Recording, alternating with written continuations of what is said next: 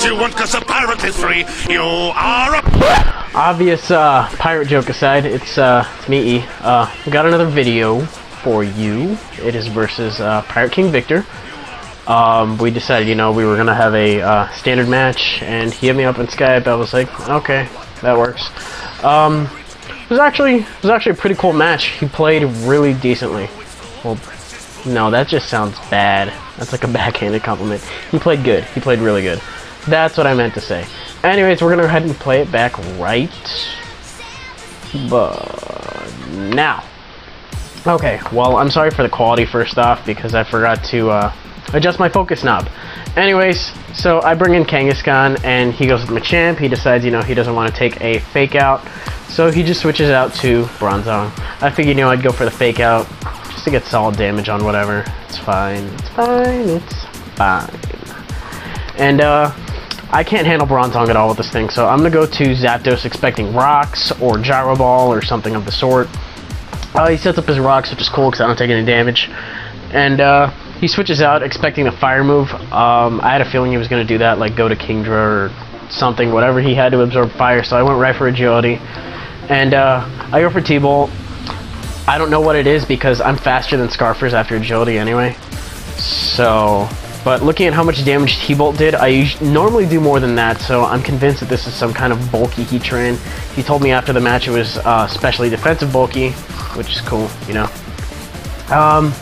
Right here, this move actually took a while in real time. I picked Tri-Attack expecting him to switch because he didn't want to take an Aura Sphere, but he called my bluff and he stayed in. Unfortunately, he got the pair hacks. I don't know if he called my bluff or he was off doing numbers, wondering if he could take it. He probably could have, but anyway, I switch out and I go to Kingdra, and I mistakenly take a Toxic because I didn't know what he wanted to go for in the turn before. Which is kind of bad for me because I don't want Toxic on this thing. I'll gladly take it on anything else but this thing. This thing needs to live. And I play kind of aggressively here, and I go right for the Waterfall. And I shouldn't have done that. I should have just DD'd up expecting him to switch, which, you know, that would have been a much better play. But, you know, I don't know his play style, so I don't really know what he would have done. Right here, I do know that he's probably going to be up to something with Bronzong, because Bronzong can't really do shit to Kingdra anyway. So I go for sub, and he goes for explosion. I'm like, yeah! Because, you know, Bronzong is now out of the way. That's a major wall that my team doesn't want to handle. And it only cost me, what, 25% of my health? Sweet deal. And, poison.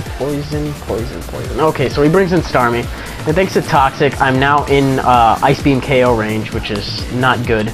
If I'd have done Dragon Dance on the turn before, I would have outsped this thing because it's Life Orb and not Choice Scarf or anything like that. Right here, I bring in Kangaskhan. I kind of thought he would have seen the fake out coming and gone to something else. And he was expecting Sucker Punch. I did neither of those two and went right for Double Edge, and it takes this thing out in one hit. I was under the impression that Starmies were okay on defense, but I had no idea I had the potential to one-hit KO, which is sweet. So he goes to Infernape. This thing always scares me off no matter what. So I go to Zapdos to take the fairly obvious incoming fighting attack.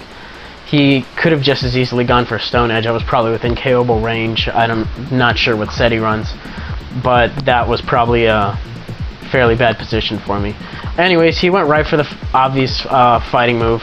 He goes for Overheat now, knowing that I'm in range of being KO'd because I'm not bulky. I have summon HP, but I'm not, like, super special defense or defense Zapdos. Anyway, I bring in Gengar because I'm, like, a pitiful, like, 4, 5, 6, or 7 points faster than this thing. Do Shadow Ball just to hit whatever comes in. I don't really care how much damage it's for because I can probably be appropriate for it, except for his last one, which you'll find out later that I was not really that well equipped to counter it after he took out some key members. So I go for Focus Blast, and he told me that if he had a little bit more health, he would have been able to take that and kill me back, which kind of sucks, but hey, you know, that's how it works. He got paralyzed anyway. So right here, I don't want to take a Payback or a Bullet Punch, but he goes with Ice Punch, which actually packs a little bit more of a punch than I thought. Right here, I just go for close combat just to bring this Machamp into a tolerable KO range because I don't have anything that wants to safely switch in on a dynamic punch except for Gengar, and even still, it's not going to be guaranteed that he's going to dynamic punch. He could predict a switch or whatever. Like I said, I don't really know about this guy's play style, so I just kind of played according to impulse, and that was my best impulse. Unfortunately, it wasn't the right one. So I bring in Gengar to Shadow Ball, and he fodders out. And right here, he goes to his Scarf Togekiss, which he tells me is timid, and this is important.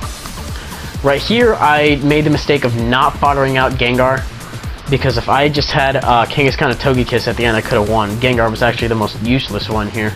So I lose Kangaskhan when I easily could have fake out, sucker punched, and I probably could have taken a hit from something else, brought it back in, faked out, whatever.